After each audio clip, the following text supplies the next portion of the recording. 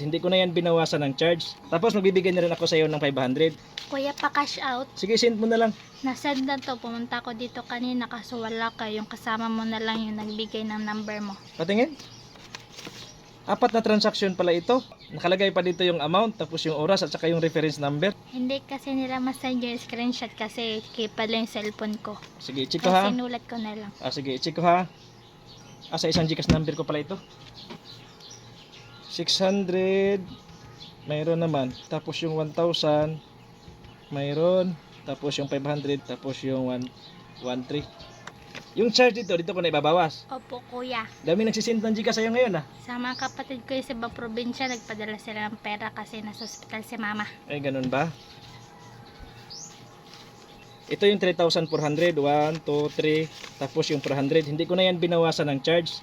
Tapos magbibigay na rin ako sa iyo ng 500 para tulong sa mama mo ha. Salamat kuya, malaking tulong na to sa amin. Sige, walang anuman.